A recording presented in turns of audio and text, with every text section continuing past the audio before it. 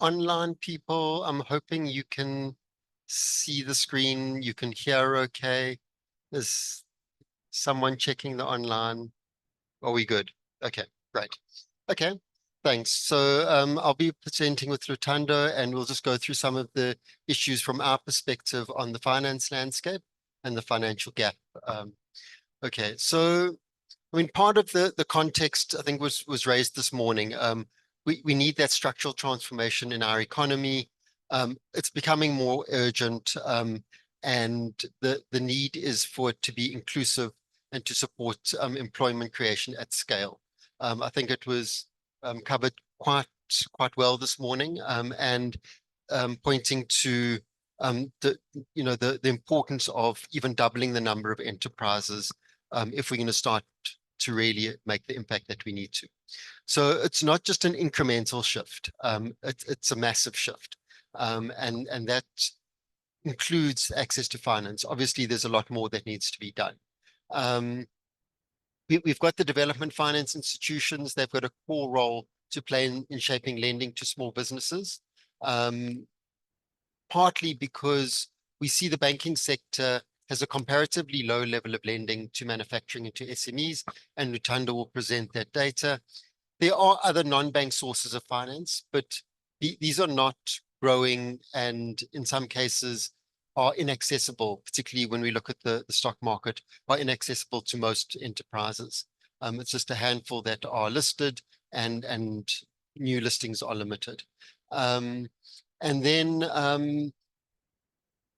as was mentioned, I think in the latter part of this morning's sessions, the importance of the support ecosystem, and that access to finance, but it's not only the access to finance, it's the financial education and literacy that I think was mentioned that forms an important part of that small business support system.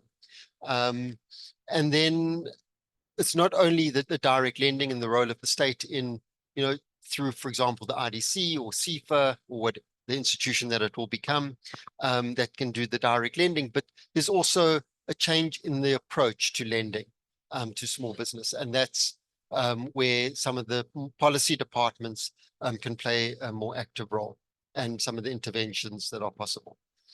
Okay, so we're going to look at data, we're going to look at some of the gaps, and we're going to look at the policy options. Let me hand over. Thank you. So, good day, everyone.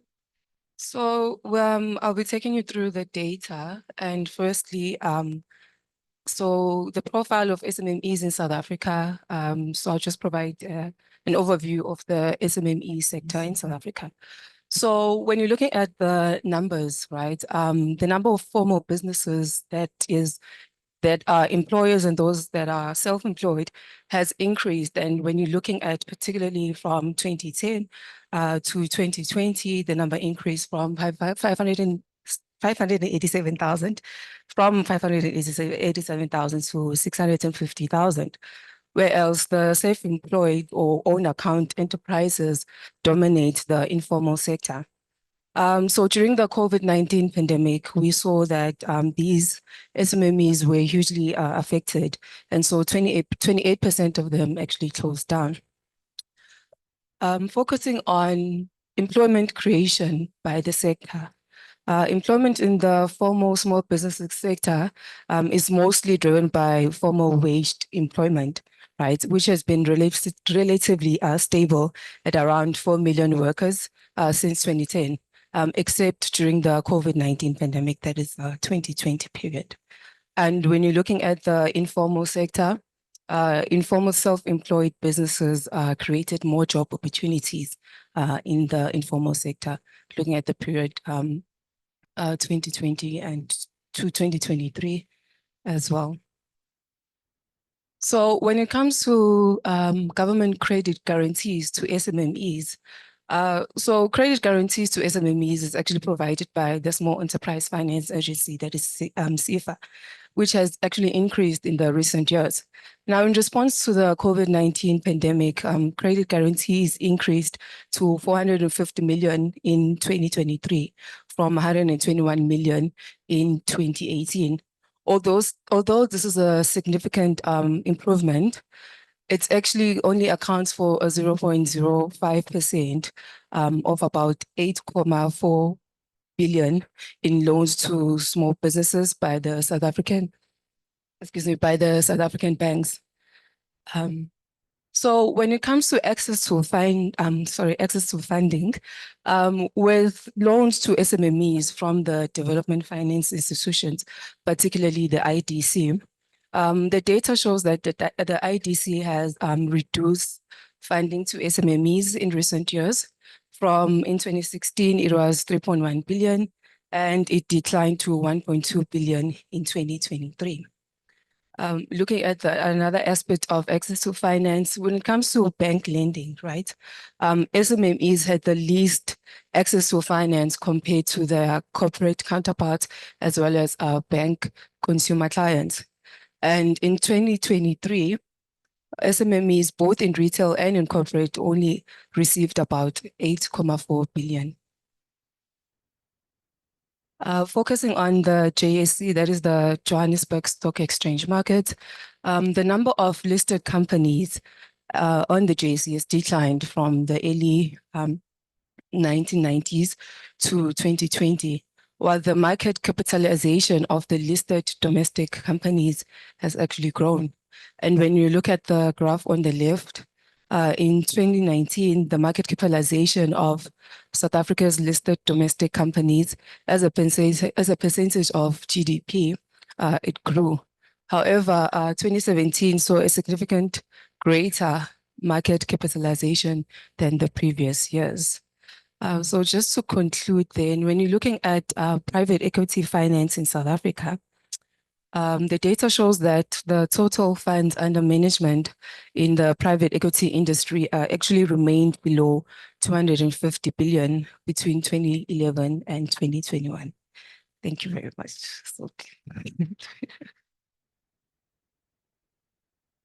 Thanks. Sorry, just a quick correction on the one data. So it's not 8 billion, it's 8. The lending to SME market is 800 billion out of a total of, so we're looking at about 6.5 trillion lending by the banking sector. And then a small percentage of that then makes its way to the small business market.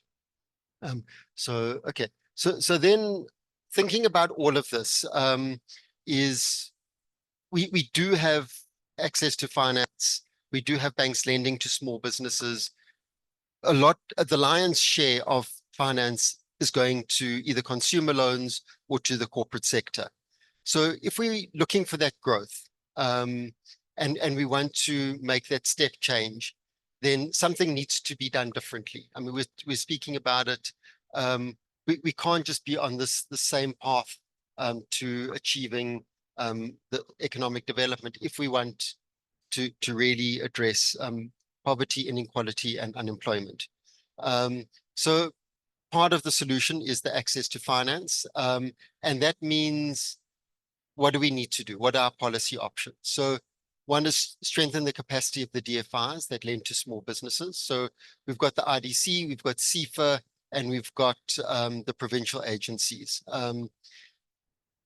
Does ongoing restructuring help? There's a process that's about to start that's just been gazetted to yet again restructure. Having been involved in the earlier restructurings, I'm not convinced.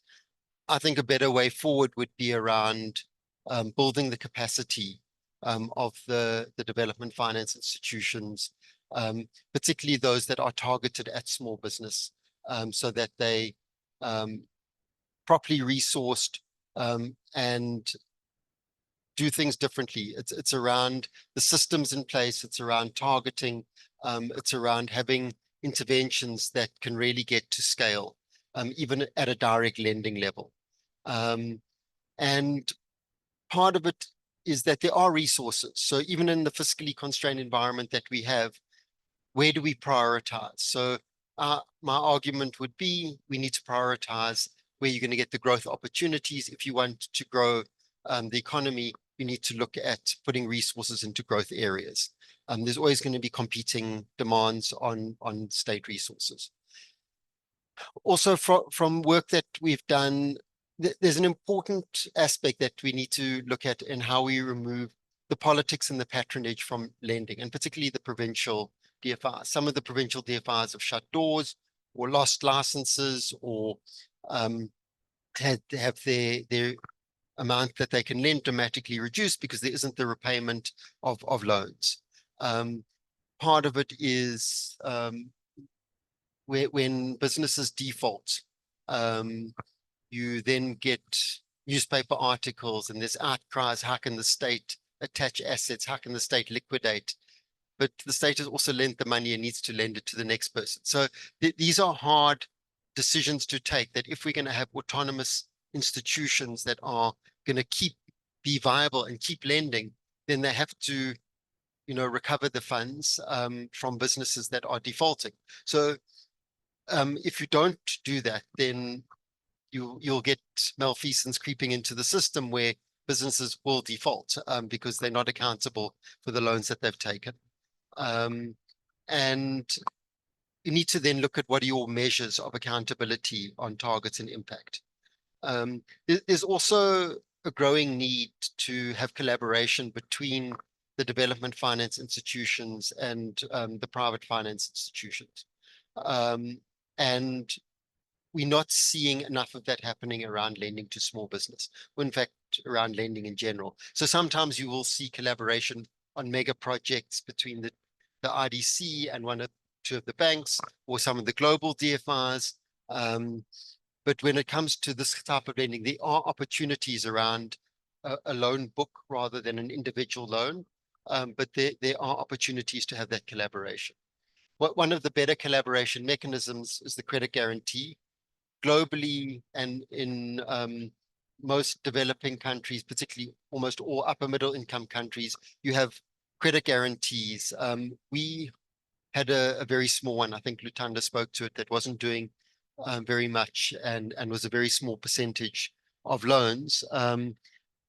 During COVID, something was changed, and we had the COVID guarantee that did bring about some change in the lending and support, but it needs to be a systematic approach to credit guarantees like we see in other countries, and that requires a different approach from banks. It requires a different approach from the Treasury and SARB around the use of the credit guarantees, and there are mechanisms that we can learn from many other countries on how to get it right. And we have written on that. We also saw lots of things emerging from the SARB toolbox during the COVID period.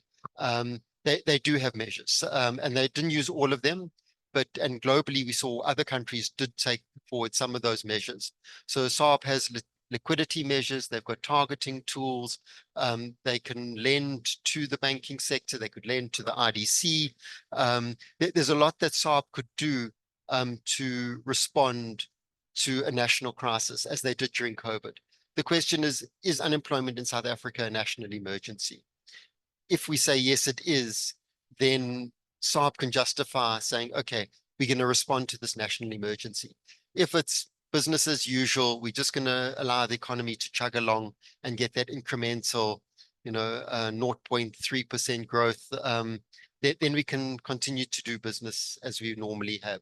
So they do have the tools. They don't like using the tools. They can use them, and we have seen them use them during a national crisis. The other area to look at, and particularly for the micro enterprises that want to grow, is building a credit profile. So we have all of that for consumer credit. Years ago, we tried to build a business credit information system. It didn't quite work out for various reasons, but there isn't a systematic way to check on business credit. And so that is an inhibitor or blockage to particularly smaller businesses, because they've got no track record in the system. But they do have a track record of purchasing, for example, trade purchases. There's a whole profile. They may have been trading for 20 years, but they can't get a loan because they're not in the formal system. So those are the kind of things where we can start recalibrating our thinking on how to improve the access to finance for businesses using other systems. And then it's the ecosystem, which I think I mentioned. It's the accounting support, industrial spaces, which came up earlier today, particularly in townships, and access to market, which I think Erica raised in her presentation earlier. Thanks. Thank you very much to Saul and Luthandolwethu. I think that was a very interesting presentation and a good way for us to start the session, because they're telling us what the data tells us, at least from the South Africa perspective. I think phrases that kind of stood out is, are we willing to make the trade-offs to support our small businesses in the way that we consistently say they are the driver of employment? They both mentioned collaboration as being an important factor a few times, as well as ecosystems. And I think that ties quite nicely to the next speaker, Dumisani Mkhonza, Chief Operations Officer of Developmental Finance at ABSA, who is going to present a paper on leveraging corporate ecosystems to drive small business development and inclusive growth. Good afternoon, everyone. Thank you. I see we are making it to the graveyard shift. I do have a PowerPoint, if you can find it for us. Yeah. Maybe as Dr. Saul is pulling out the presentation, some quick intros on my side. I've been with ABSA for 20 years, and I always make this joke that, once your blood is red, it's difficult to change it. So I'm still here. And in the last 7 years or so, I joined this area called, well, then it was Enterprise Supply Chain Development. We now call it ABSA Corporate Management. And there's a reason for that.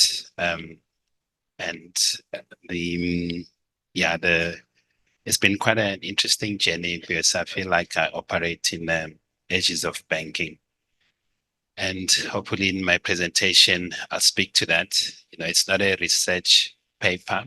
There's not data of sorts. It's more just the insights and what I experience myself and the team that I work with on a day-to-day basis. We live in this space where we work with corporates and SMEs, and we observe and see the challenges. Of course, a lot of them worry us, and it forces us to think differently and to act differently. The other passion that I have is the youth and women proposition that Vignesh spoke to this morning. Just also based on the data that we had this morning, we can see that there needs to be urgent attention to youth and women since in South Africa and in Africa in general, we've got what we call this youth dividend.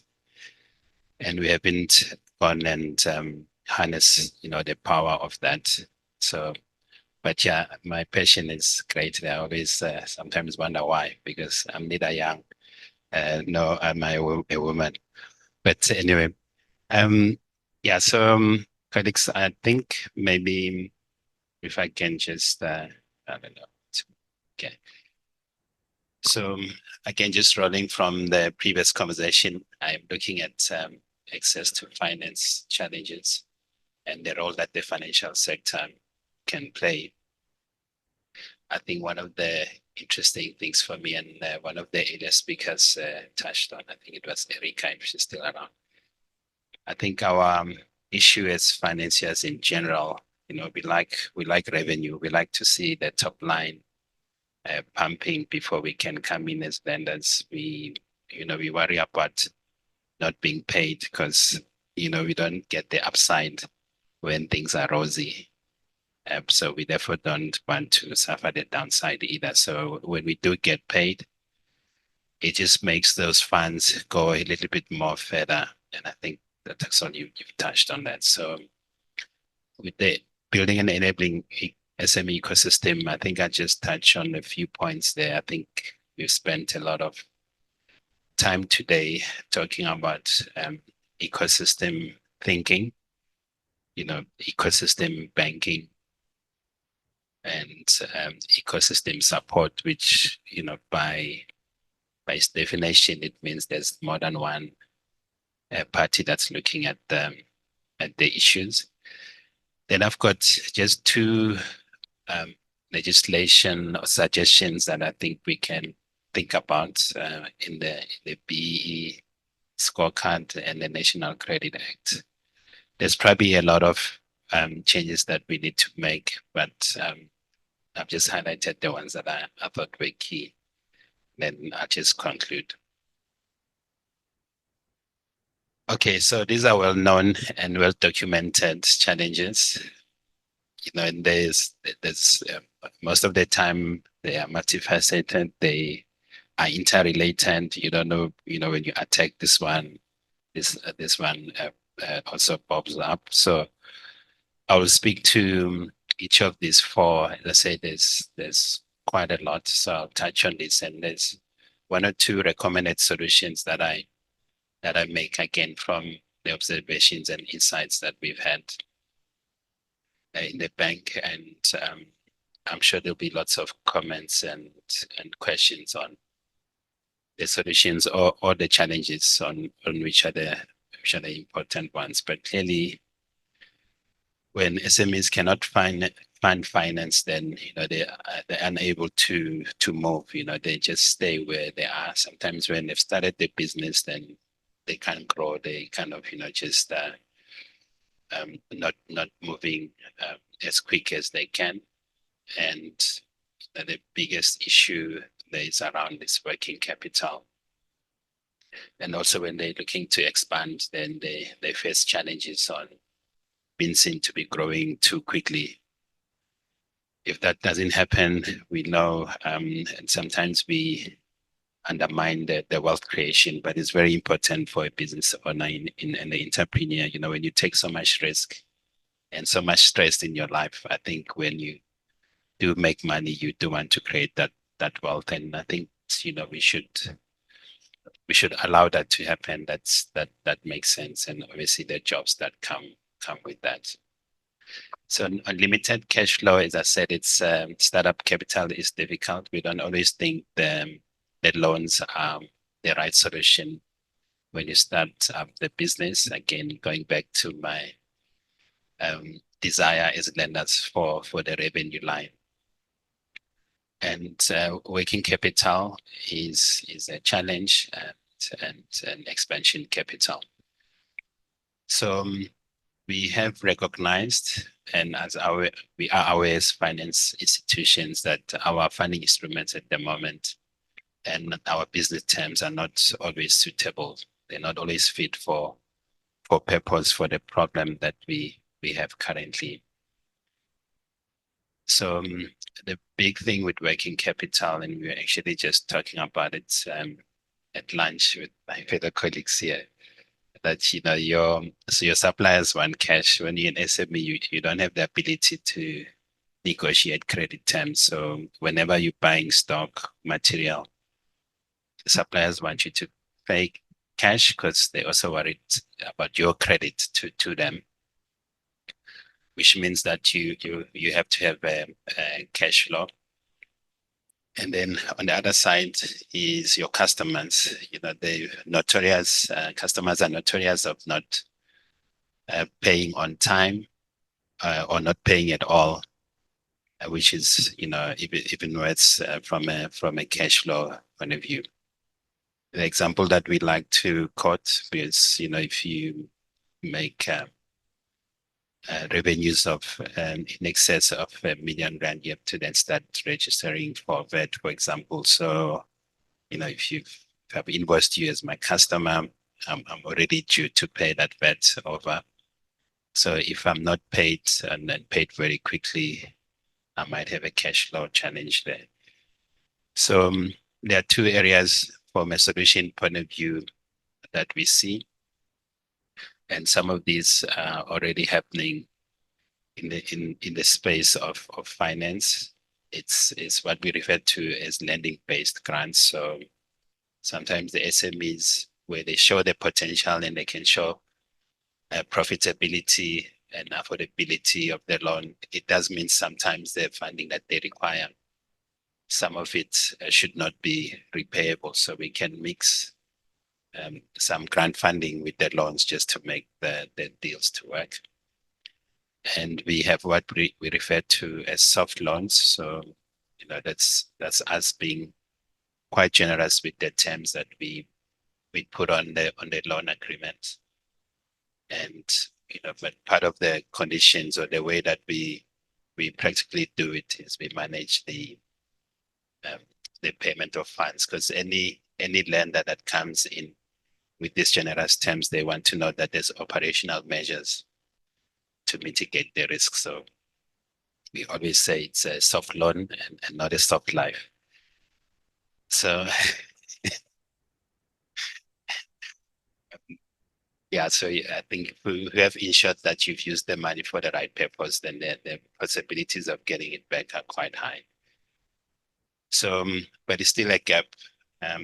The requirement for this type of loan funding, and I would argue that it's been more important than post performance once you've done the work. Because if you don't have the money to conduct the business, then we can't even talk about once you've performed and you've issued the invoice. So SMEs can receive their payments early. So we have supplier finance, for example, where they can discount the invoices from financial institutions, and these days even corporates are able to do it, and the fintechs. Okay, moving quickly along. So limited or no track records. Again, I think Luthando and Dr. Saul has covered this. So we do have that challenge of, we try and look for your trading history, but we can't find it because, it's not documented somewhere where we can see, where you've been. So you then struggle to get credit. So we say this is a review mirror because most funders are still looking at the history of performance, which most of the time you actually don't have, or if you do have, the information that you provide us is not always credible. So your management accounts and financial statements. So around the solution, and again, I know this it can be a bit sticky because if you're just asking for a small loan and I need to invest time to solution for you on a holistic basis and just taking and understanding your past, it will take long. So, but we have to, as financiers, look at your, what is your ability to generate future cash flow? That should be where we start, and that's where most of the emphasis or the bias should be, because we know that your history might not be getting you to get the credit. One of the areas that we also emphasize is management integrity. I referred to soft loans just now, but a lot of entrepreneurs sometimes get into businesses where they don't really have an entrepreneurial profile. It's not to say that they can't learn as they go, but a lot of them go in, just to try out something because there's some opportunity that's been presented. But when you look at their with their profile or with their ability to trade, you find that it's not there. So it's important for us to understand the management's position. Thanks, Pamela. I'll ask that to Raj.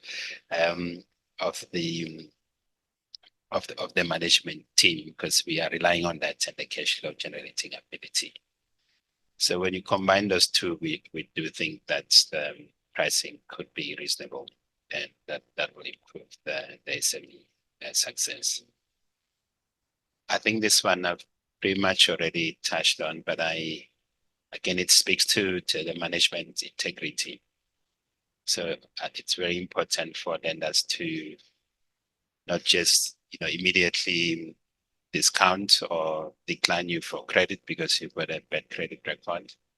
I think what is even more important is understanding what caused it. Is it you could afford it, but you decided to spend it lavishly, or really there was no income at a certain period, therefore you started defaulting and you got listed, which a lot of the businesses during COVID were falling into that space. So we are saying, those should not be automatic decline. And then we say the small business, at that stage of emerging, probably not in a position to have a strong balance sheet, and you have not built up the balance sheet as well as the security. So these days you can structure the loan funding that it's, we disperse on an intermittent basis. You understand the project, you understand what can we give you now just to, prove a concept, so to speak, and walk the journey with you. And the collaboration with the DFIs here is quite important. So I was happy to hear that point. And actually we are already working with a number of DFIs in this instance, including the IDC. And I was just speaking to Pamela earlier on that. And, we see a symbiotic relationship when we collaborate in that manner with other financiers.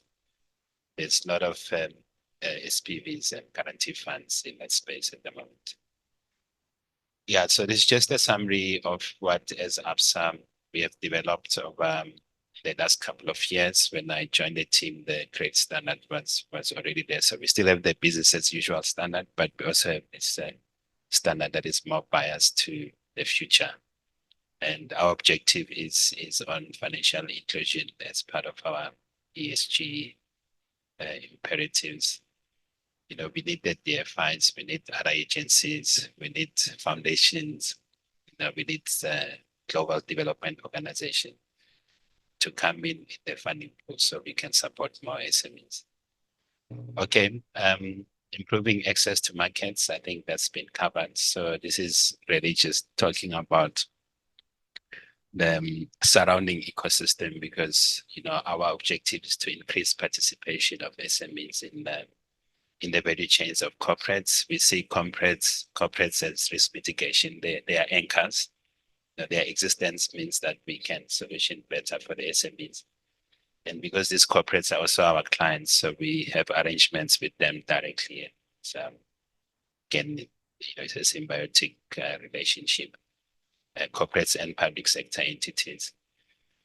So automation is important in this business. With the rise of AI, I think it's going to help products and services for SMEs, identifying opportunities. And also I made a point about social enterprises earlier. I do think that combined with digital transformation, it's really going to disrupt a lot of industries, because our biggest struggle at the moment is just access, and participation. Okay, so I think I've covered this from there. Yeah, there's a lot to say here, guys, but I'll just start to wrap up, because again, to you, Prof, I just spoke to you earlier, but I do think there's an opportunity to work even more closer with universities, for example, and also with the big audit firms, because these are firms that are sitting with information that can assist the SMEs. And then with the National Credit Act and the BE legislation, I'll cover both quickly at the same time. So on the National Credit Act, the biggest issue is there's a lot of non-bank lenders that are wanting to help small businesses, even in the macro side, but they're really afraid of the legislation and the fines, so they shy away, which means that they lend, for larger ticket sizes, like 250,000 and above, to avoid National Credit Act. So we think that some of these borrowers could be excluded there, so they can, and that should stimulate that market. Similarly, with BE, a lot of the corporates are still going on the compliance mindset, not a commercial mindset. So if there are no outstanding balances on a loan at year end, they tend to shy away from those type of loans. So we are suggesting here that together with fintechs and aggregators, as mentioned earlier, you could have a view to claim at that level and not worry about the outstanding balances at year end. Yeah, so in conclusion, let's work together as corporates. Let's bring the partners with us. So let's integrate these elements of ESG and triple B. There is a mindset shift because people think it's a trade-off or. So you can actually achieve social and be profitable at the same time. And then, yeah, in conclusion, we believe that corporate ecosystems will drive financial inclusion of small businesses. Thank you so much. Thanks very much, Dumisani. And I think the paper ties quite nicely with the previous paper, which will make for an interesting discussion later on in the day. Emphasis again on the ecosystems around SMEs. Also another reference to credit guarantees, which I think is a platform for an interesting discussion in terms of what that looks like, given that there wasn't as high a take up on the bounce back scheme than we had anticipated around the COVID period. So is it just about the credit guarantee, or is it still about credit assessments? Do we need to relook at that? The next presentation is by Dzingirai Canicio. I hope I said that correctly. Apologies if not. He is a senior lecturer in the economics department at the University of Namibia, and he's presenting on paper which answers the question, is bank inefficiency transient or persistent evidence from Africa? Thanks. Good afternoon. Just an overview of what we are looking at. I think the first two papers have tried to cover some of the issues that in Africa, World Bank and IMF data have shown that financial inclusion is very low. So means banks play a critical role. I think during the 2008-2009 global financial crisis, a lot lost. I think the world have lost about 50 trillion in terms of losses that have been incurred to banking crisis that occurred. That problem emanated from the banking sector. So banking sector is very, very critical because its fragility can spread across the entire economy, across the entire globe. So now we are trying to look at inefficiencies in the banking sector. Is it really transient? Transient, you simply say that, is it really in terms of inefficiency of banks in the short run? That means, are they able to adapt to changes in the financial sector, or they are persistent? Remember, in the banking sector, we at the model that have been developed in 2004 by Mbaka and others is able now to split efficiency into two tiers. Traditionally, efficiency was only measured by one tier. You can use overall efficiency. We cannot separate managerial inefficiencies from ability to employ factors of production. But now that model is able us to split the two. So I think across the African economy, they'll be seen that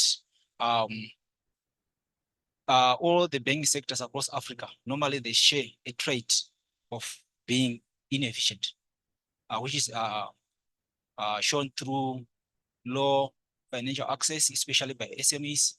I will later look at how Africa over time credit to the private sector as a percent of GDP. How is it evolving over time? We see that just about 60% of the small to medium firms that apply for loans, their applications are not successful. That means only 40% are able to get it, but 60% of most of the economic structure of African economies is normally informally induced. I think I will be now change the definition from an informal sector, from a formal sector to an informal economy. Why? Because it drives growth, especially in African economies. So we are looking at why banking efficiency. So banking efficiency normally it affects how the monetary policy transmits across the economy, how poverty is reduced, especially through financial inclusion, how inequality. We've seen that in South Africa, I think the #1 country which have got inequalities across the globe. So it means the financial sector might play a role to try to finance innovative ideas, especially from the unemployed youth. They've got innovative ideas, but they are not financed because they don't have enough collateral, security. So we are saying those ideas are bankable ideas which need support so that they can really have a high benefit. Then again, the transmission mechanism that the banking sector affect the economy is through savings that drives productivity. It also looks at allocative efficiency. Remember, financial resources is a critical scarce resource which needs to be efficiently allocated across productive sector of the economy. Once there is misallocation, that's why you see across the globe, in the banking sector, that's where most trained experts are. So it means if there is inefficiency, it means we are underutilizing our quality employees. Then we are looking at why Africa across other continents of the globe. The main issue that despite the benefits that a banking sector provide to the economy, provide to poverty, eradication, and other things, but World Bank report of 2018 has shown that in 2030, we foresee Africa to have the highest number of people who are under extreme poverty of $1.25, less than $1.25 per day. But despite having the financial system in place, so we are saying why poverty expectations are expected to be higher in Africa across all other continents. Then again, we are looking at, if you look at indicators of financial development, we look at financial access, we look at efficiency, we look at competition, we look at depth. Africa slowly scores the least on those indicators. That is a worrisome indicator again. Again, you've seen that most financial systems in Africa, they are bank-based instead of financial-based or market-based, of which IMF has shown that a bank-based economy is normally productive, especially in a developing economy. Then a market-based financial system is more productive in advanced economy. So it means since most of the financial systems in Africa are bank-based, that means inefficiency in the banking sector really shows that there's higher opportunity cost, the global, especially the continent as a whole. So given all these indicators, now we are saying, why is Africa under such a precarious situation?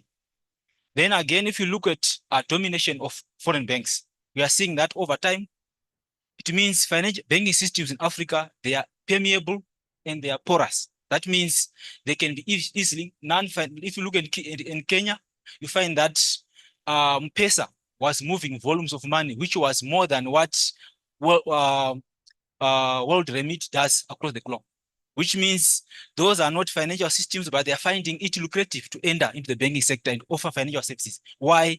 Because the banking sector seems to be might be inefficient. That's why the non-telecoms, they find it easier to offer high productive, but they are not specialized in that because they cause financial fragility, because people who normally look at those sectors, they normally are not expert, especially on how to hold financial issues. It might lead to crisis if they are not well catered for.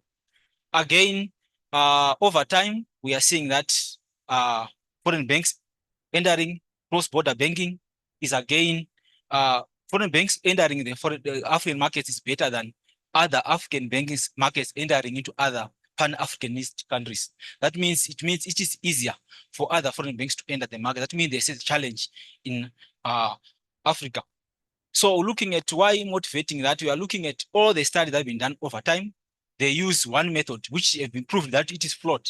That is method of measuring efficiency. They use only combining all either treating transient efficient only as over efficient or treating persistent inefficiency only as over efficient. That means their measures have got omission bias. That means they have an issue. And these are some of the studies that have looked at, especially on Africa, looking at a cross-country study. Then we have also some specific country studies that have been done. As we can see, there is no study so far that have been done in Africa that is going to use the method that we are going to use to try to separate over efficiency into two tiers, transient and persistent. That means all the studies, they either look at one aspect, they can treat persistent only as over efficiency, which means they underestimate the true size of the inefficiency. Or they can use also transient only, that means they have a problem. So we are saying this is the first study that we have done to try to use the recently developed methodology that is able to split over efficiency into two to see where are the sources of inefficiency between transient and persistent. So these are some of the indicators that we've tried to come up with to show why Africa is really a good laboratory to use, especially to look at this case. You can see that Africa on all the critical indicators of financial development is scoring least. The score for Africa, if you combine it, it has been raised a bit by North Africa because North Africa is under the MENA region. So once we combine it, it is going to be lower a bit. Why? Because MENA, they seem to have better indicators, but Sub-Saharan Africa is the one that is normally pulling down that indicator. So you can see Africa on all the indicators of access to finance, efficiency, using crude measures. We are not using the actual measures of measuring efficiency. We are looking at competition. We are looking at stability. We are looking at the Z score. It means all the banking sector, they are close to default. That means they are leading towards a financial fragility, which is a worrisome issue, especially looking at the Z score, how low it is for Africa. Then we look at debt. We are looking at the credit to the private sector, 80% of GDP. Those indicators, again, they show that our markets are shallow. They are not deep enough. That means there are some challenges that are within the financial system, which we are trying to look at. Then now we look at credit to the private sector over GDP over the time. We try to look at, you can still see again over time, Africa is always scoring the least, which is worrisome. Now try to look at some crude indicators of banking efficiency. We are not actually measuring it. We are looking at return on equity, cost to income ratio, non-interest income. You can see that most African banks, they are not looking at non-interest income. They are using interest income as their source of income. That means there's indicator that there's quiet life within the financial banking system. That means managers are not shaking enough to look for non-interest income. That means they cannot come off the project like financing entrepreneurs, which that's why you find that in the banking sector, there's less innovation, especially in terms of financial engineering and financial modeling. That means they don't come out with new products to try to help on that issue. So the main issue that I'm going to look at now is we are looking at what are the sources of overall inefficiency that have been ever raised. All studies have raised the issue of banking sectors in Africa being inefficient. So I'm saying, what is the source of that inefficient? Then another one, we are looking at, is it transient or persistent? Then again, we are looking at the role of monetary integration. Remember, we've got 3 monetary integrations in Africa. We've got CMA, we've got CMAC, we've got YMU in the West Africa. So all these ones are monetary integration. I think, do they play any role to shape issue of banking efficiency? Then now we are looking at the methodology, the theoretical framework. We are normally saying that this idea comes from microeconomic theory of efficiency. Like we are saying, how far is a bank from its productive efficiency indicator? We are looking at 2 aspects. From microeconomics point of view, they talk about duality. A bank is able to minimize cost for it, or either it have to maximize revenue. So we're going to look at cost efficiency and profit efficiency so that we can capture all those ideas that have been proposed in literature. So on our methodology, we are going to use the methodology that has been developed recently by Kumbaka and et al. In 2014. Then that means instead of using only 2 measures, or which is known as a 2-error component, we are going to use what is known as a 4-error component, where our P there is an indicator for profit or cost. That means the raw P there takes a value of minus a negative. If it is a cost indicator, it takes a positive when it is a profit function, because profit functions, they slope upward, while the cost function slope downwards. So it means that one, it takes different values. Then instead of our error terms being following the normal procedure that we know in econometrics, we are assuming that they are heteroscedastic, because it has been shown that by tests that if you don't capture relationship between some of the variables in an inefficiency, you come up with underestimated inefficient indicators. So this is the model we're going to use it, where UI is going to measure bank effects, to say these are effects that are within a bank that are not related to efficiency. That is UI. Then that one, with the second one, we are talking about another part of bank effects, but they are related to inefficiency. For example, culture within a bank might affect inefficiency. Again, talk about managerial competence of the people managing the banks. That one, it might be related to inefficiency. They are not related to bank effects. So that means we can split those errors into those two. Then the third one, that one is measuring transient. So the second one measures persistent. The third one measures transient inefficient. The last one is what we normally know in our model, that it captures other factors, which are known as bank shocks. Some shocks that might occur in the bank sector, which are beyond the control of a particular bank. So given this, it means we are going to look at the second error there, which is persistent inefficiency. We are saying these are inefficiencies which are related to bank managers' behavior or either organizational bank culture. That's why you see some of the bank's culture, they can also contribute to inefficiency. So those are our point of call between those two. Then now, after we look at that model, we try to look at some parameters. They are looking at 4 outputs, where we are looking at other factors, other operating income, total assets, and fixed assets, which are measured by our Y there. Then our error terms, as usual, that we are going to focus on are captured there.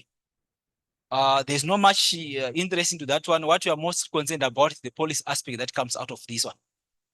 Then we are looking at returns to scale. We're saying if we increase our output, what happens to factors?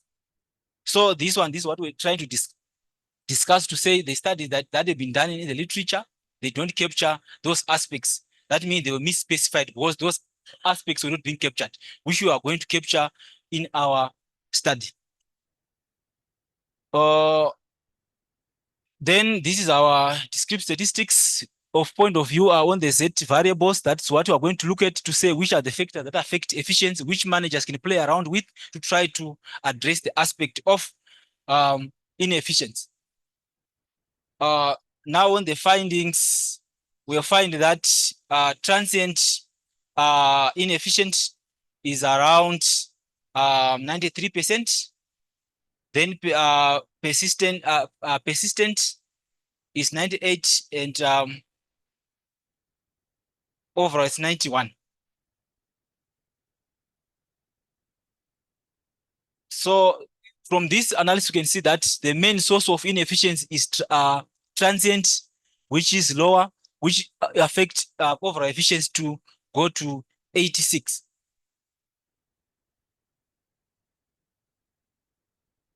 Then our main interest here show that transient inefficiency and persistent efficiency are not much correlated. That means they measure different aspects of efficiency. So if you don't capture them, that means you can overestimate the outcome. Then here we find that we are most interested with what are the factors that affect transient inefficient. You can see that Z5, we normally say this is part of market power. We can see that market power is positively related to inefficient. And Z8 is looking at bank ownership. These are more variables which are most interest. That means inefficiency is normally coming from market power. That means banking system in Africa, they are not competitive enough. That's why managers are enjoying quiet life and they don't shake to increase their, to reduce cost efficiency and increase profit efficiency. Then these are cost efficiency is distributed on a kernel density function. You can see that banks are more profit efficient than they are on cost efficient. And again, you can see that banks are more transient efficient and they are less profit efficient. That means structural issues are the ones that affect inefficiency. Then now of much interest is this graph where we see that banks that are operating within monetary integrated areas, they are performing better than in terms of cost minimization and in terms of profit maximization than banks that are operating in non-integrated markets. Then you can say that monetary integration plays a critical role for banks to improve their cost efficiency and also profit efficiency. So on our policy conclusion, we are saying that we have seen that the main issue that causes inefficiency in banks in Africa is normally persistent inefficiency. That means those are known as structural rigidities in terms of environmental adaptation, because transient capture how a bank is adapting to the environment, while it's persistent one, it means those cultures, they can remain with the bank for quite a longer time. That means policymakers, they might try to address how managers manage banks. and how their capabilities are.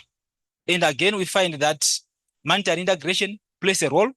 We can see that especially the AFT, they're emphasizing more on economic integration. They are ignoring monetary integration. You know that banks are finance facilitators. Once you only focus on economic integration, ignoring the financial integration, it means trade facilitation is not going to be supported. That means that's why most of those regional integrations are not yielding any results, despite being so many. I think there are 8 by now which are operational in Africa, but still are going to another integration at a higher level. But those ones are not yielding what they are supposed to yield because banks were not, policymakers were not focusing on monetary integration, of which banks are the ones who facilitate trade. Okay, I think, thank you. Then wait for questions. The moderator. Oh. Thank you very much. So thank you very much for that. I think that was a very interesting presentation. And I think even if we're not looking at monetary integration, one of the points that stood out is what you're looking for is actually competition, right? To drive then rivalry amongst the banks so that they can address these inefficiencies that that they have. We have a coffee break between 3 o'clock and 20 past 3. Please do come back after the coffee break. We have I've read the paper, very interesting paper that will be presented in the last section. And of course, then we're going to have a discussion where we can ask questions. I also have some comments and thoughts on the papers that have been presented. And I think that's where we can really start to get into the meat of the good presentations that we've seen. So we can go on our coffee break. Please return on time, latest 20 past 3. Thank you. Okay, thank you. So we're going to get the presentation from our last presenter and then have our discussion. Kefa and Beatrice will present the paper on social connections and small business financing in South Africa and Kenya. And it's really a nice comparative study that we can reflect on as we go into the discussion. Beatrice is going to present first, and then her colleague is going to present online the second aspect of the presentation. Good afternoon. Oh, good evening.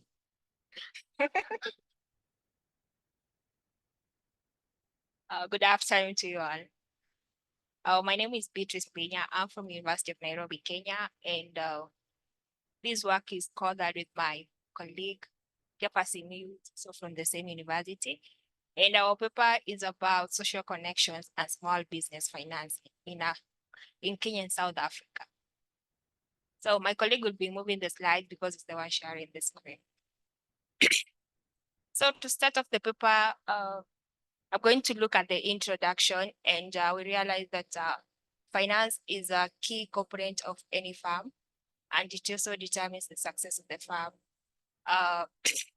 the duration the firm is going to exist, and also the growth of the firm. Therefore, the firm access to finance determines the activities such as product development, innovation, and also investment decisions made by the firm.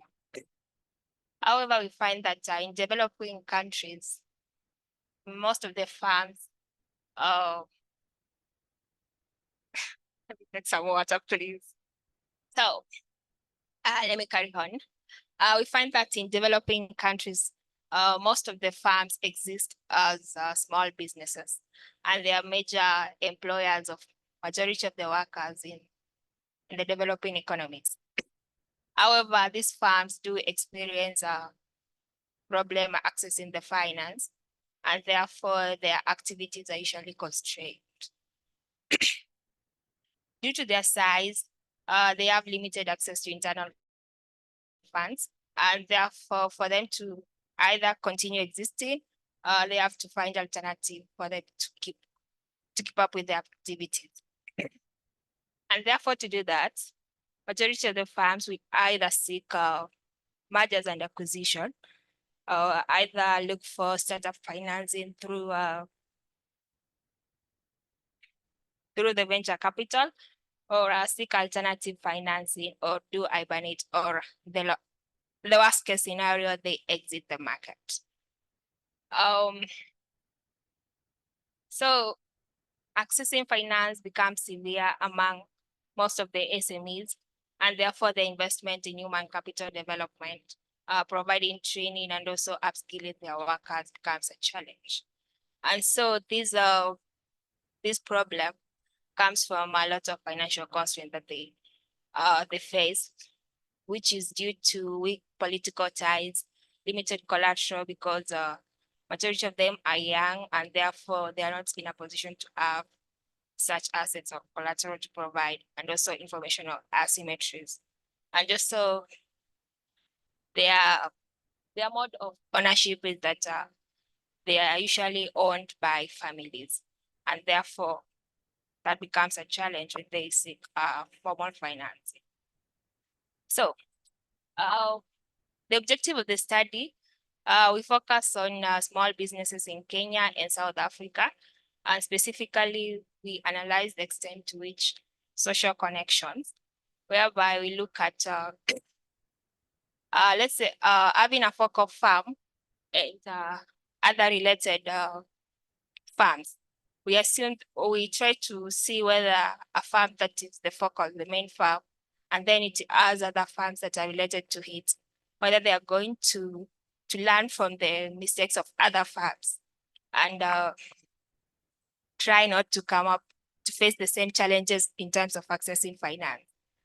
In terms of risk sharing, and also we look at operational capability, which we measure in terms of the number of employees over a period of time, and how such factors shape the access to finance among the SMEs.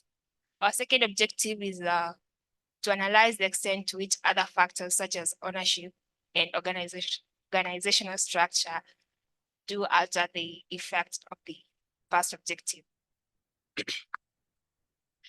So from our theoretical literature and also the empirical literature, we find our literature to be broad, but we narrow it down to two strands of literature, whereby the first one is about the financing options available to the firm that have and those that don't have budget constraints, and also the trade-off between internal and external financing in the absence of bankruptcies.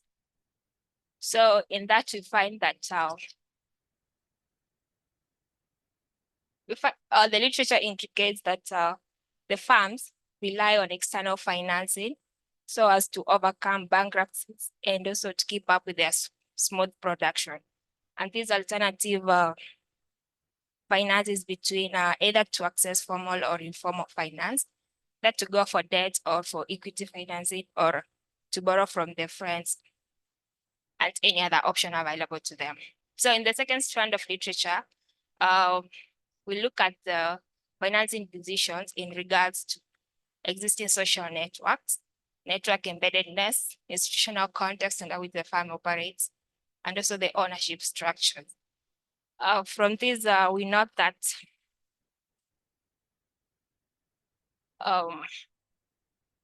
social networks enable enterprises to share risk informally, and also reduces informational asymmetries in access to credit.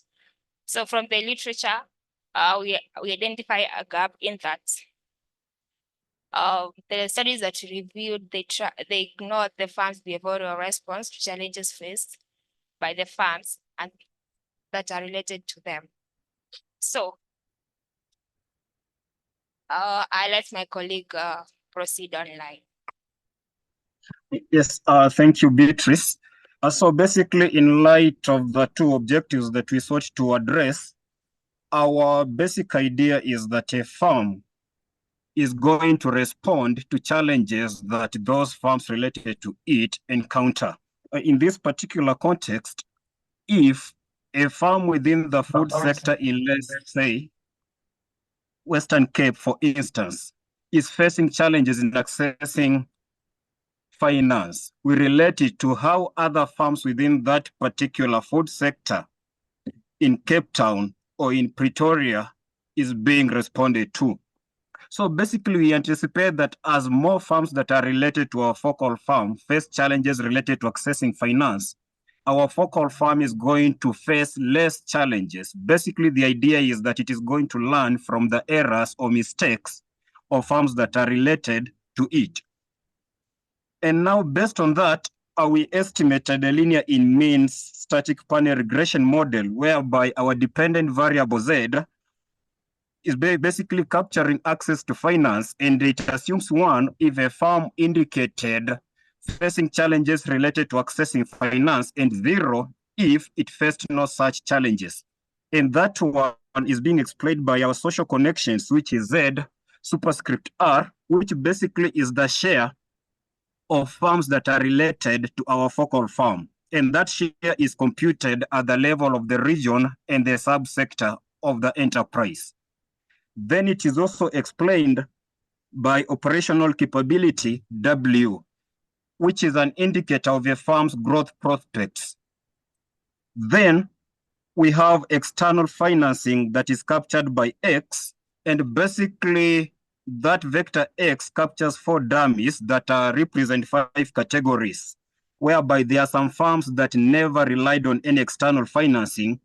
Then the rest we used what we call kind of banding, whereby we had those that used at most 25% of their working capital coming from external sources, then 25 to around 50%, then 50 to 75%, then 75 to 100% of working capital being externally sourced.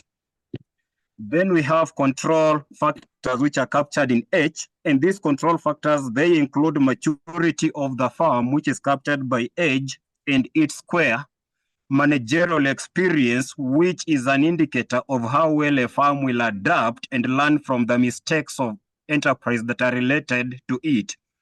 And the reason we are including managerial experience is that basically farms are hiring top managers to steer them out of challenges that they face. Then there are also other factors, including now the current size of the workforce. Then mu and pi kt, those basically are error terms, where we can think of mu as capturing region effects, region and subsector effect. Then the pi kt, that one basically relates with the time dynamics that are involved within our error term. Then we moved a step further to just try to tease out our operational capability, W, which, as we can see from the specification, is more of reflective of growth. But then you notice that we are further divided by LNB, whereby LNB is the log of the number of employees at the beginning of operations. And the reason we are doing that is because we suspected that our dependent variable could be highly sensitive to changes in the ratio C over B that is in the numerator. Hence, we had to scale it down a little bit so that we tame that sensitivity. In terms of interpreting the coefficient of operational capability, that is gamma 2, we fall back on Taylor series approximation that is of order 1 and order 2. Whereby we notice that based on that, the magnitudes, when you're interpreting them, they'll be much lower than the coefficients from our model. Then now, in terms of the data, we relied on enterprise surveys conducted by the World Bank within the non-agricultural sector. That was basically capturing the manufacturing and the services sector. And in this exercise, we excluded farms that appear only in a single survey round. Hence, what we have are farms that are appearing in at least 2 survey rounds. So for Kenya, we had a total of 647 enterprises. And for South Africa, we have 218 enterprises. We must acknowledge that this subsample comes from a total of around 4,000 farm year observations. So basically, there is that portion of enterprises that have been left out because they appear only in a single survey. Then now, looking at the cross-sectional analysis, whereby we just try to do some comparatives between Kenya and South Africa. The rows that are in green, they are capturing the standard deviation in brackets. Then for the remainder, brackets are capturing the percentage. So we notice that in terms of farms' growth prospects, majorly most of the farms had raised their workforce relative to at the beginning of the operations, because when we look at the operational capability, it is actually positive. Then in terms of how farms are financing their activities, on average, about 36% of working capital in small and medium enterprises in Kenya is externally sourced. That is much, it is almost twice the share reported for South African enterprises.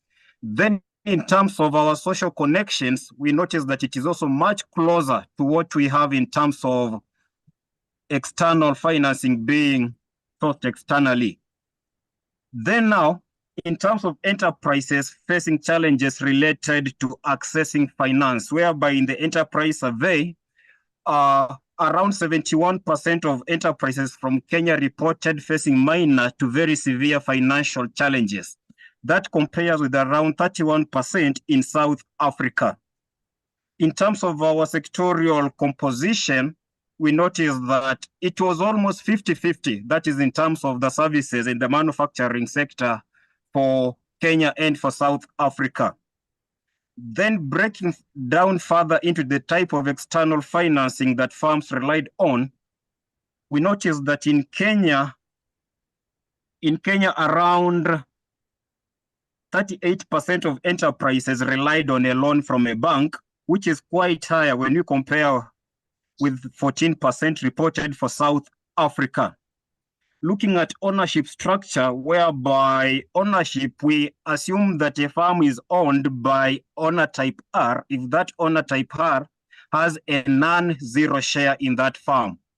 Even if a particular owner has 1% of the stakes in a given farm, we assume that that particular individual also owns the farm. This allows us to cater for possibility of ownerships overlapping across different entities.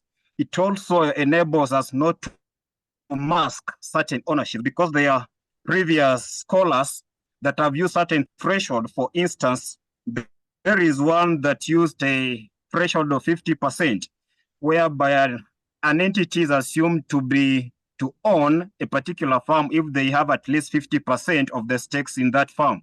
There are others that use 10%. But for this particular case, we say that so long as an entity has a non-zero stake in a given farm, that particular entity then owns the farm.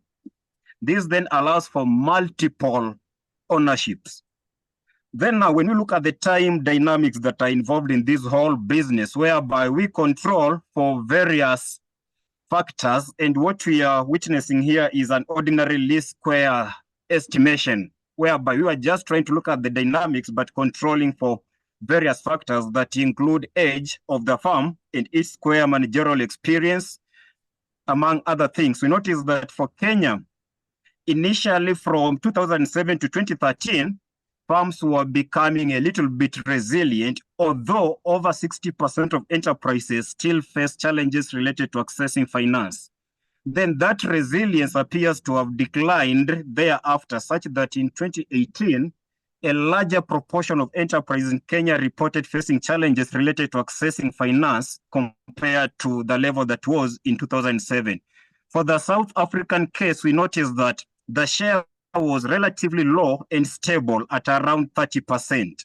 So basically, this is indicating that small and medium enterprises in Kenya, they tend to face these challenges more compared to their counterparts from South Africa. So now, in terms of our main results, whereby we notice that in terms of our social connections, that is how challenges related to accessing finance among related enterprises affects our focal farms. We noticed that basically as those challenges became more pronounced among related enterprises, our focal farm was less likely to report such challenges. that is in the row corresponding to social connections. But when we control for access to credit, as well as training of full-time employees, we notice that that particular effect is not statistically significant. In terms of sector of the enterprise, we notice that firms within the manufacturing sector were about 33 to 43% more likely to face challenges related to accessing finance compared to their counterparts within the services sector. And now when we interact with ownership of the firm, which is the row that comes just before the row for constant, we notice it is negative. So this basically is suggesting that although manufacturing firms were likely to face challenges related to accessing finance, when this manufacturing firm was foreign owned, it was less likely to face such challenges. And the argument behind this could be tied down to the question of geopolitical risk, whereby manufacturing firms tend to be export oriented, and export trade is often vulnerable to such risks.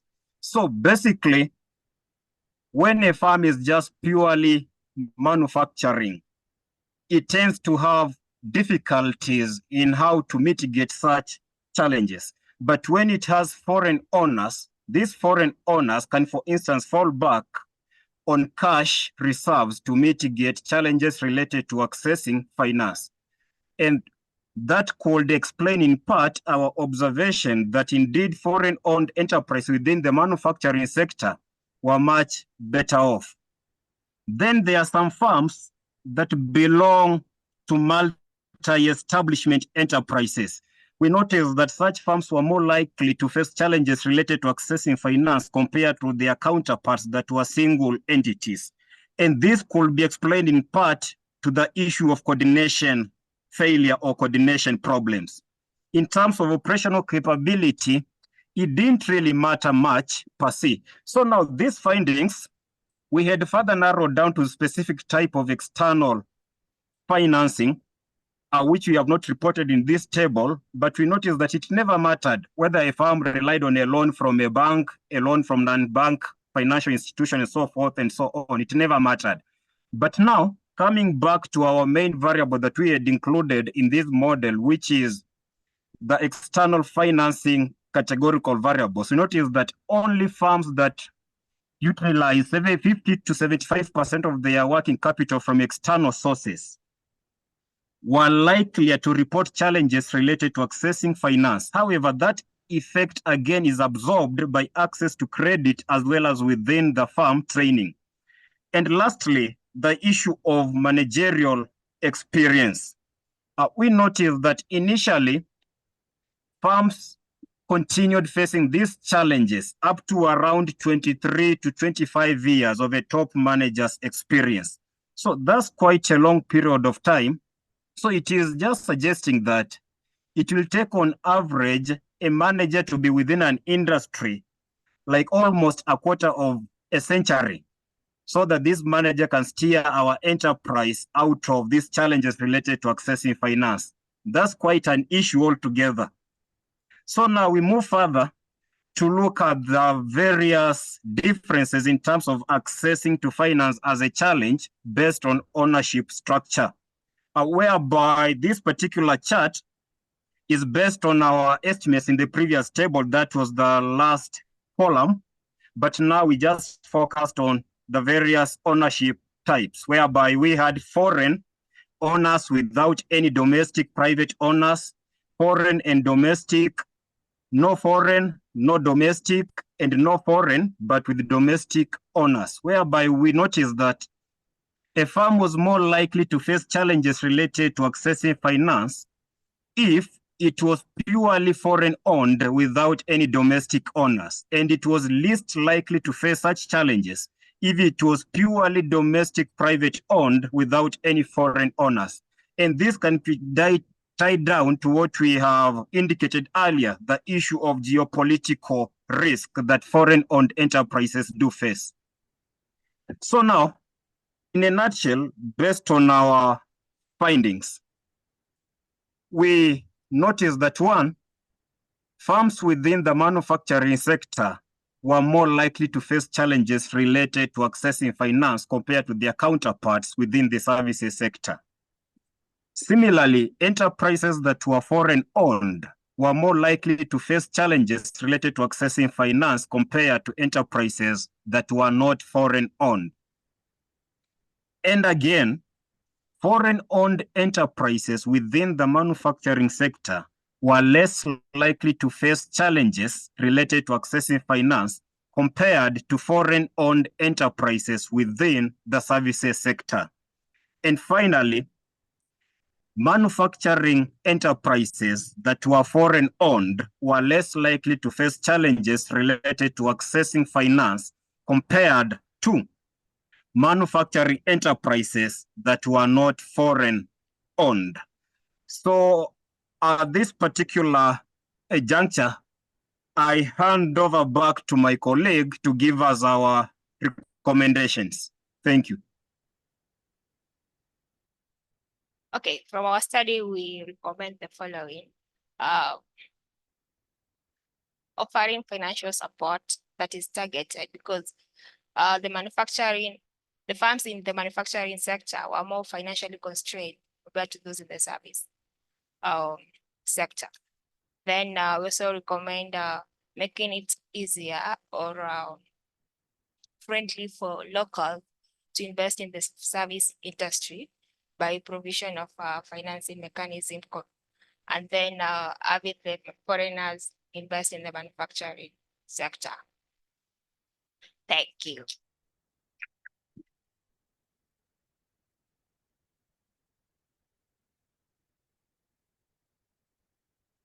Thank you very much, Beatrice. And are we missing a chair? You can take mine. Thank you very much to Beatrice and Kefa for that very interesting presentation. We're now going to have a discussion, and before I think I ask my own questions, we'll perhaps start with questions from the audience and then from online, and then where there are gaps, I can then fill in with my own questions. So you can please introduce yourself as well as your affiliation, and then you can ask your question. Is there someone with a roving mic in the room? Oh, perfect. Oh, the mic's on the table. Thanks, Saul. We've got one question there. Is there another hand? Okay, 2, 3 questions. Okay, we'll take 3 questions and then go online and then come back. Yes, sir. Yeah, good afternoon. Toby Chance, Member of Parliament and a member of the Trade, Industry and Competition Portfolio Committee. 2 questions really for the panel. Any member of the panel willing to answer. First is related to the issue of systemic risk in lending. We know that the impairment rate, small business loans, particularly through CIFA, is very, very high. So their direct lending impairment rate is as high as 75%. And their indirect lending impairment rate is close to 25 to 30%. So what do you regard as being an acceptable impairment rate in the small business lending sector? Obviously, for a bank, neither of those percentages would be anything close to being acceptable. So how do the financial institutions across the board regard this as something which can be addressed to replace what I call lending or funding by friends, fools, and family, which is typically the source of funding for most SMEs, notwithstanding the stats that presented us now, where I saw that they were very low. That's the first question. The second question is more related to Dumisani's presentation. And how does the banking sector see the potential for collaboration to pool funding through entities such as the SME Fund or other intermediaries? Or does it regard this space as being a source of competitive advantage, which would then lessen the chance of collaboration? Thank you very much. Then, sir, just behind him. Justin, so Human Science Council. I also asked Dumisani, My impression in talking with small business owners is that they pay themselves a salary and go to the bank with, I don't know, 3 months bank statements and get access in that way. Whereas trying to actually get access for your business seems a lot harder. Just want to understand why you think that's the case. That on the one hand, we see banks lending consumers credit for just consumer credit, but more business difficult. I'd like to get your insights as to why you think that's the case. And then just to clarify on the last paper about social connections and the World Bank Enterprise Survey, I'm still a bit uncertain as to how you got that out of the Enterprise Survey. Just clarify this issue of lead firms and the social connection, what the measurement was there. Appreciate it. Thanks. Thank you. My name is Dama Tips.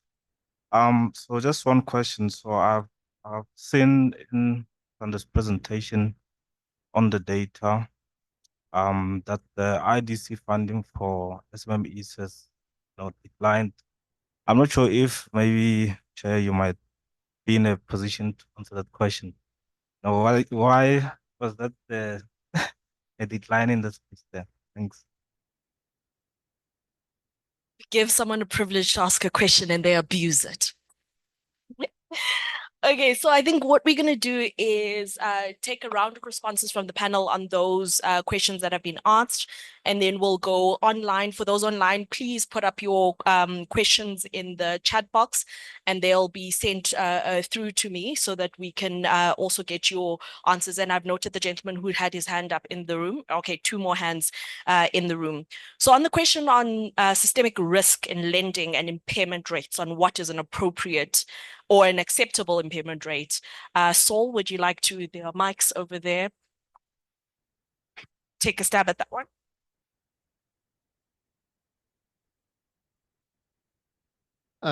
So yeah, the CIFA impairment rate.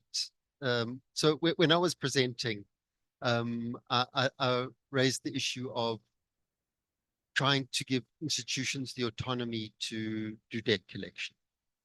So my understanding was, and you were part of that portfolio committee, is that when the chair of the committee says we mustn't chase businesses if they default, then quite frankly, people will default. So we have to give them, the institutions, the right to collect their debt. And if the debt means that there's a bit of bad PR because they're collecting debt, I thought, I was involved in setting up CIFA.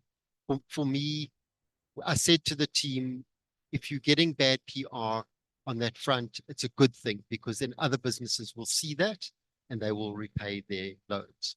So I'm surprised it's not 90%, because if businesses know that they're going to get away with not paying their debt because there's no consequences, then you have a problem. So what is an acceptable level? The IDC sits at about 17%. So it changes, but it's, you need to look at, you can't be more than 20% because then you're not able to survive as an institution. So CIFA can't survive with that kind of debt because you don't get the money back in to lend again. So that's not, the banks are probably less than 1%, if I'm not correct, if I'm correct, something like that.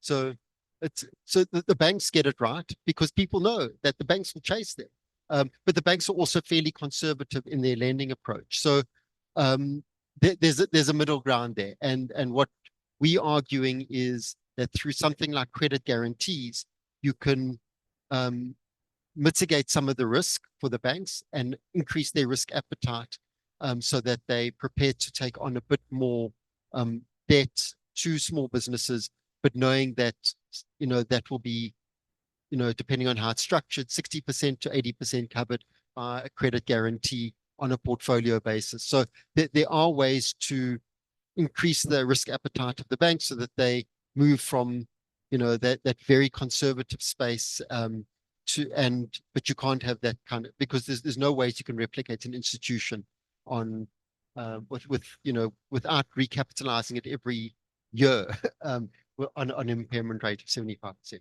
Thanks. Thanks, Saul. Dumisani, there were two questions that were specifically for you. The one on the potential for collaboration to pool funding with non-banking institutions. And then there was the clarity sought around why banks will lend for consumers of mortgages, etc., and not so much for small businesses, which then leads to strategies by firms to find ways to access that money. Thanks, Pamela. I think in some ways I'll try and answer that second question with reference to what the response to the first question Dr. Saul has made. So I think we kind of, if you look at the extremes, the two extremes, right? On the one side, you've got government institutions, DFIs, the likes of CFA that are trying to assist the small businesses. But some of the small businesses, treat that funding as if, it was not repayable. So there's a bit of, I don't know if I can call it attitude or something like that. And then on the other hand, you have banks that are being criticized for not lending to small businesses by small businesses in the main. So I think somewhere in the middle, you could bring those parties together where you find a situation where there's a little bit of respect on the loan because the bank is involved. At the same time, there's a very deliberate developmental approach to the lending from the DFI side. And some of these models are already in play. I touched on them a little bit earlier. What I like and what I've seen in addition to that is it's not just the DFI. So it's not just the financial sector. Maybe let me put it like that. It's more that you've got a corporate South Africa that's saying, we have to spend this money to develop SMEs in our value chain. We partner with you as a bank, or we partner with you as a DFI, or the three of us come together to support. Then you can blend the financing, you can make it a little bit cheaper, and hopefully the outcomes will be positive. But I also stressed on the issue of management integrity. I think, it's said when, we see people taking advantage of the gaps in the system. So they take the money, but they don't return it. But, if you look at how they live, you can see that they should have been able to return the funds, but they didn't return for some reason. And then related to the third question, there's a relationship that is currently, even from a National Credit Act point of view and credit bureaus, Prof, we don't report as much as we can, I believe, from the small business side. So I think some small businesses are kind of aware that there's a chance that I might not be caught out from a blacklisting, let's call it, so credit listing. And we just haven't been good with data there in that space, which is not helpful for trying to form a view based on where the business is coming, because the credit profile is not as developed for a business as it would be for a consumer. The consumer, I guess, lenders, they like salary. Maybe there's a lot more certainty on the salary and the revenue from the business. But it's not the first time I hear this question. Somebody has asked previously to say, why does it seem like financial institutions are happy to lend to consumers for consumption instead of businesses for production? I think that was a good question, but I think it boils down to the data. But, we are hopeful, obviously. I look to the fact that with digital transformation and other sources of data, alternative sources of data, I think we're going to be making better decisions in future. So maybe just lastly, on the third point, oh no, it was the consumers. Yeah, so it is an untapped area for business to get.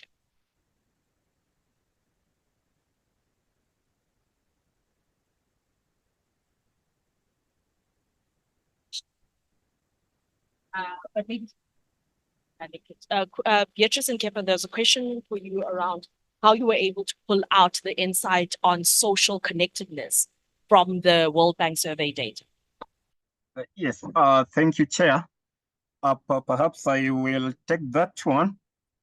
So this was a particularly interesting thing whereby we came up with a user-generated measure, and its basis was that the existing literature had indicated the existence of regional disparities in terms of how enterprises access finance.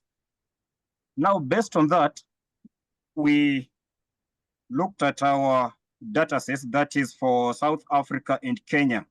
So now let me, for instance, narrow down to the case for South Africa, whereby we have, I think, 9 provinces.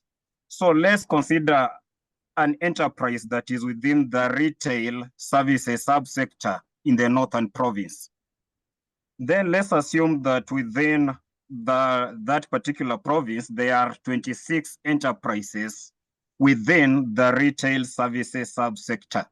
So now for our social connections, we are going to focus at 25 enterprises, that is the 26 minus 1, and how they are being affected by this whole issue.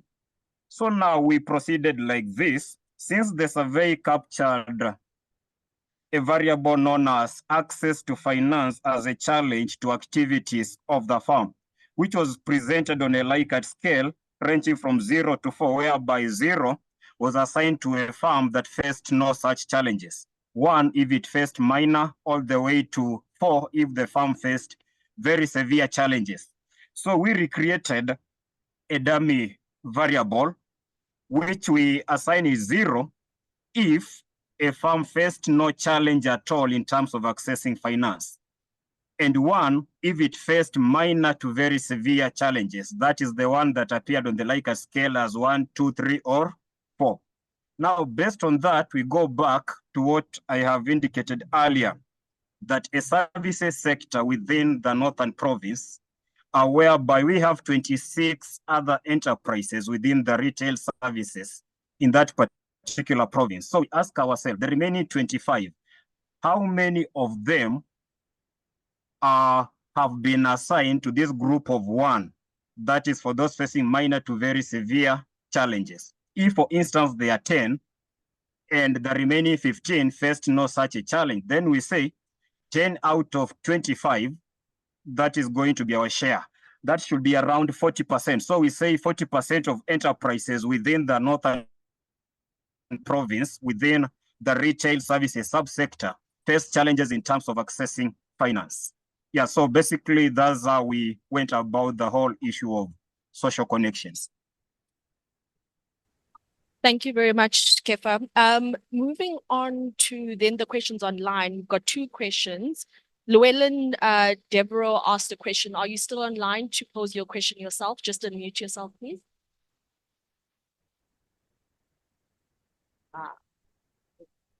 Is not there. Then read out the question, and I think this one was directed at Saul. It says banks and finance institutions will never take on the risk of small business.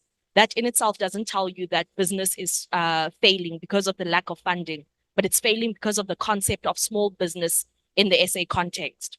Isn't profitable because because the frameworks haven't been made to work. It's really a comment rather than a question, but do you have a response to that, Saul? Or hand?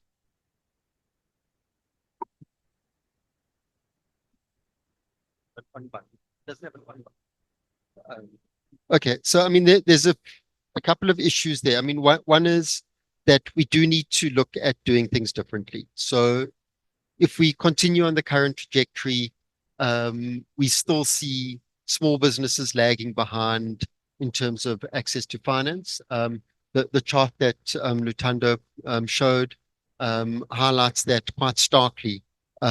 So what Llewellyn is saying is that there are structural issues, and so part of what we need to look at is not just the access to finance, and I think it's been raised already that we need to look at the ecosystem support.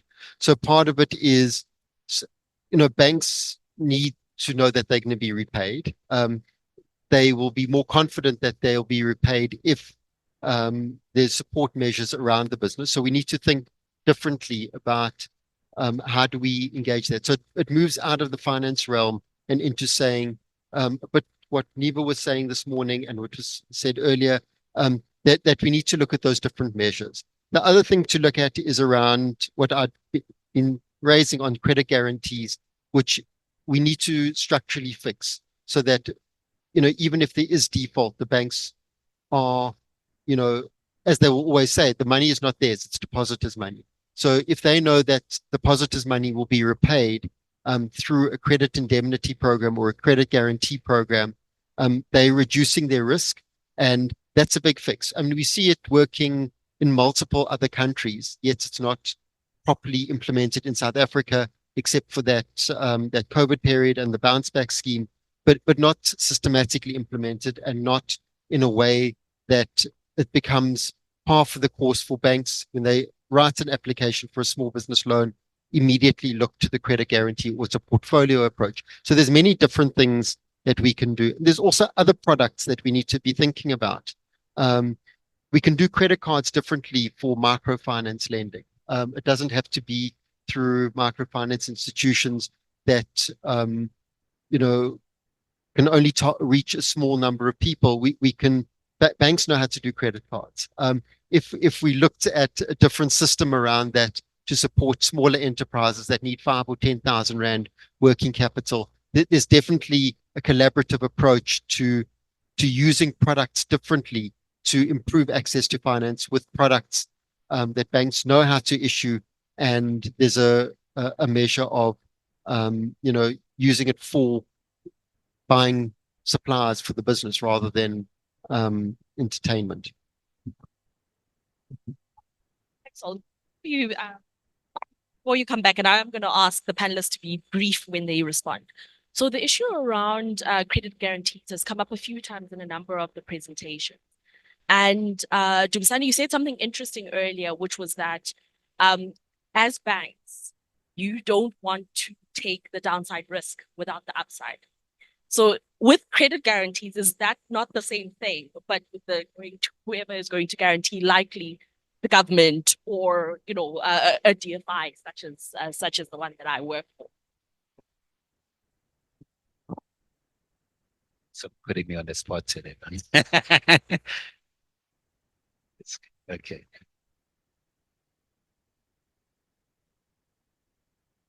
Yeah, no, good one. I think okay, what I meant about the upside is really around it's just a general principle that as a lender, probably I'm looking for fixed repayments and I'm lending you money at the time when you are at most risk to default. So if your business does pick up, I don't get to participate. I don't have a profit share, maybe I can put it like that. So ordinarily, there's a need for equity type funding at that stage, which banks generally are reluctant to do so. It's not that to say they can't do it completely, but they normally are reluctant. There's a big role for credit guarantees, and I think you are right. Maybe the utilization could have been higher during COVID, and even now there should be more opportunities to use that more. But ordinarily, there's this principle of saying you can't make a bad deal good by putting a guarantee. So, and you make the deal has to be good in a sense that it's profitable and affordable. So a guarantee is really just coming in to say worst case scenario, if you can't pay, then you'll call on a guarantee. But it doesn't make the deal to work, a bad deal to work. Then sorry, just lastly, I do like the idea of competition, of playing around with competition and collaboration. I think as a financial sector, maybe there are areas at the bottom there where we can probably collaborate a bit more. At the moment, I think we kind of thinking it's a competitive advantage if I hold on to my IP or my business model. But I think we need to rethink that as well, because I think there's opportunity to be more collaborative. And it's not just the fund, it's not just the banks, but you've got fintechs there, you've got corporates, you've got, and there's a huge need for it. Sure. Thank you. I think there was one more question online. Mungai Muga, are you still online to ask your question? Please just unmute yourself and ask.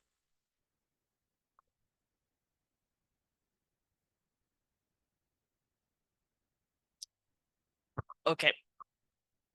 It is a long one, but I'll maybe summarize. So the question basically says the many studies that chronicle the rise of Chinese community banks from a few in the 90s, 2000s today. So what are that have supported small enterprises? What are the measure steps that Kenya can take to increase credit access to businesses that would increase their competitive advantage? And just to maybe latch onto that question, it's not just about China, right? We've seen other countries do this successfully. South Korea, Japan, what they did is that they introduced differential interest rates, which were regulated. So they reduced the interest rates for the type of firms that the countries were actually trying to expand. It wouldn't be a broad set of firms, but a particular class of firms. And what this did is that it channeled more funding to exactly the kind of firms that the government was seeking to expand. And it was quite successful, as we now know. So thinking, I think in responses then, thinking about more broadly from the lessons that we've seen in other countries that have been able to support the development of small and medium enterprises, what are the key lessons? And I think I might start at the end to diversify the answers a little bit. Okay, I think it needs a credit rating because if there are no credit rating bureaus, it means they cannot qualify borrowers into their respective categories. So it might be an A star or A plus, C plus. That means now you can be able to determine how much interest rates are you going to go for. If the credit bureau is not working in place, it means it will be very difficult to know what really is the credit profile of each individual. Then again, you look at the value that you can lose under a worst case scenario. That means there's need for also modeling to look at value at risk. So it means there's needs for financial analysts also to be able to be involved, to look at extreme risk, to say how much do you lose and what are the probability of that event occurring. If the probability is very low, why do you charge high interest rates? That's why you see some people really, they are able to pay back the money. But if you look at the interest rate that are being charged, it's like they are almost in the junk status, but they are really promising. That's why you see most firms internationally, they benefit from that, but they're able to really profile risk adequately, not just using try and error or maybe use some variable. If you look at banking sector, especially across the African countries, they normally use the traditional ways. How much do you earn? What is your ability to repay back? Then now they just come up with the credit those in the credit section of the bank. They just use the traditional way. They are not being innovative. There are no changes. If you look at their score sheet, they just use the one that they've been used long back. If you look at the case of Bangladesh, that's where mostly people were able to get money and their business are really successful. Some of them are now in the fourth generation, fifth generation. But in Africa, it's very rare to find a business that goes into the second generation. Why? Because interest rates are punitive. Again, the taxes they are being forced to charge. That's why I find they do not formalize. How can they come up with collateral security that the banks need while they are not? They are really facing a challenge. If they formalized, now the tax SARS come back debt.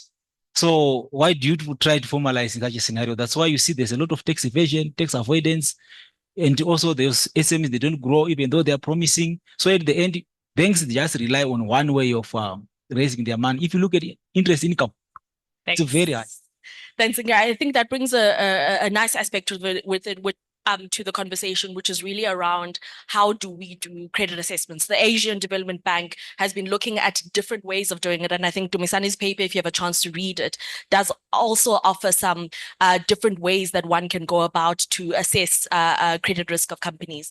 Dzingirai, just maybe following up on the question. So this suggestion, for instance, what South Korea did and Japan did, where they regulated, differential interest rates? Do you think that this would help to resolve some of the inefficiencies that you identified in your data sets? Because would this not encourage then the bankers, or at least the business development aspects of the bankers, to be more proactive about finding the companies that they can finance, given that it's regulated? Yeah, I did represent part of it in my study. I find that regulation is really restrictive in terms of growth of especially firms. So the central bank also needs to relax, because some of the banks, they want to venture into special agriculture financing.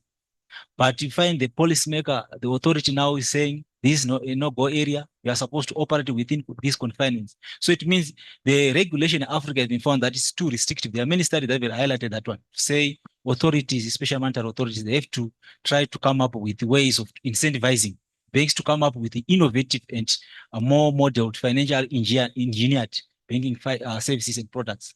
But they cannot do it, but because they are being regulated.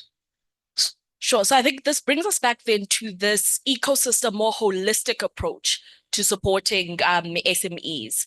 Beatrice, do you want to answer specifically the question about Kenya on the lessons that can be drawn from China? On the question about Kenya, in terms of making it accessible for SMEs to access finance, let me first give you an example of a success venture in Kenya, whereby we have something called Mbiashara. Mbiashara is whereby the farms come together and they contribute money. It's like a chama or a SACCOS sort of. So they contribute money and then once they put the money together, then they give access to the other farms that require the funding. The second thing that we could do is cutting on interest capping, whereby the central bank has to put a maximum rate at which the loans have to be charged in terms of interest, and also to reduce the interest by 300 basis point from 13% to 10%, so that to make credit more accessible to the SMEs.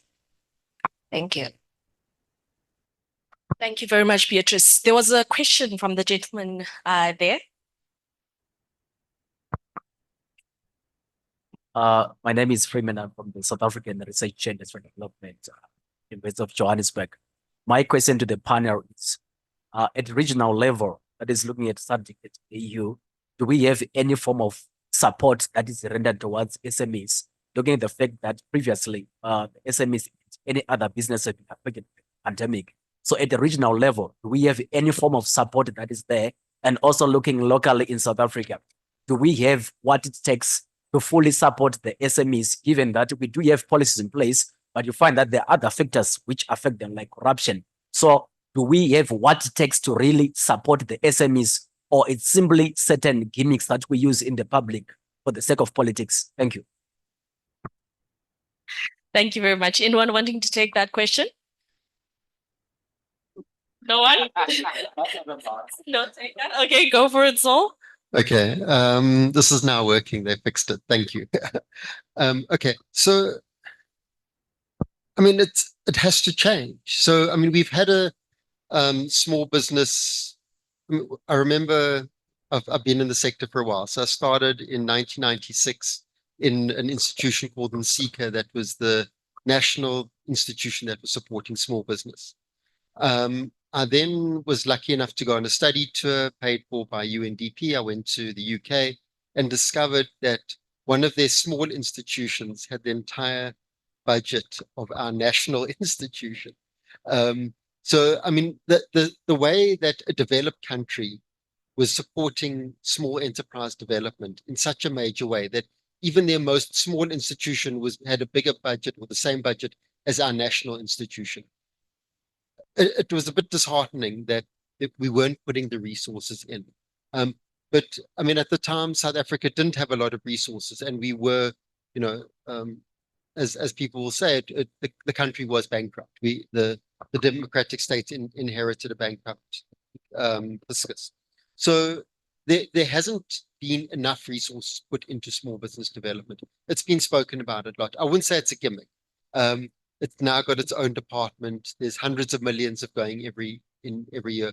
But if we want to do that step change and double the number of enterprises that Neva was talking about in the morning, to really start, structurally changing our economy, making it more inclusive, that requires a massive investment. It's not just doubling budgets, because we need to put the infrastructure in place. We need to put the industrial sites in place. We need to replicate an ecosystem that was smashed under apartheid and put in all the support measures. So it does require a significant increase in budgets, but I would argue, and I was saying this morning, it's an investment in growth, that there's always trade-offs. But if you're going to see the economy growing, people being employed, enterprises paying tax, you're going to get that back into the fiscus. So it's a worthwhile investment.